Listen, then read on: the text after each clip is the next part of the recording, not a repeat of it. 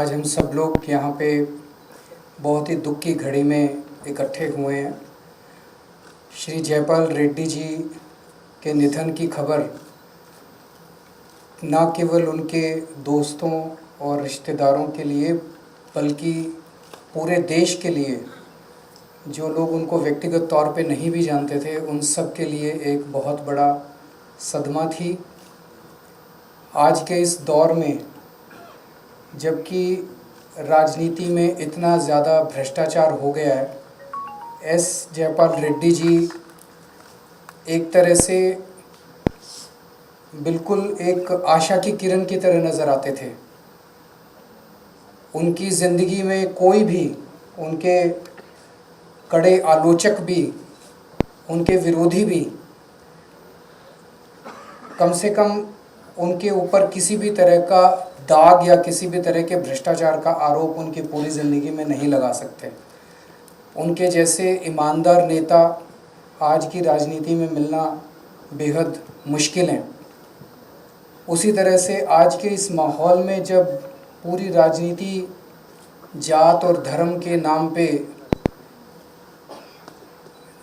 हम लोग जगह जगह देखते हैं कि किस तरह से दीवारें खड़ी की जा रही हैं समाज के अंदर, जिस तरह से वो धर्मनिरपेक्षता के एक तरह से सिंबल थे, सभी धर्म और जात के लोगों को साथ लेके चलते थे। इस तरह के नेताओं का आज मिलना बहुत ही दुर्लभ है। वो बहुत ही सौम्य स्वभाव के थे। मुझे लगता है कि शायद पूरे सिस्टम के अंदर, पूरी व्यवस्था में, राजनीतिक व्यवस्था में शायद ही कोई होगा जो उनका व्यक्तिगत तौर पे दुश्मन हो। सबको साथ लेके चलते थे, बहुत ही सरल स्वभाव के थे। और सबसे बड़ी खासियत ये थी कि वो सच बोलने से नहीं घबराते थे, चाहे उसके लिए कितना भी उन्हें नुकसान उठाना पड़े।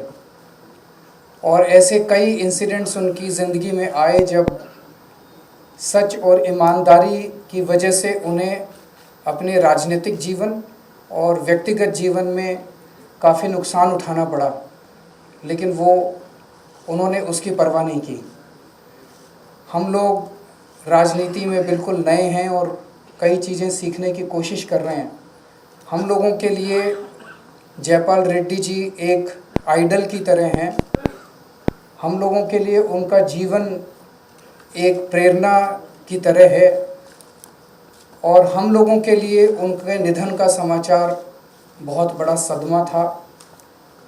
मैं हमारी पार्टी की ओर से, दिल्ली के लोगों की ओर से और व्यक्तिगत तौर पे आज इस मौके पे उनको श्रद्धांजलि अर्पित करता हूँ और भगवान से प्रार्थना करता हूँ कि भगवान उनको अपने चरणों में शरण दे। नमस्कार।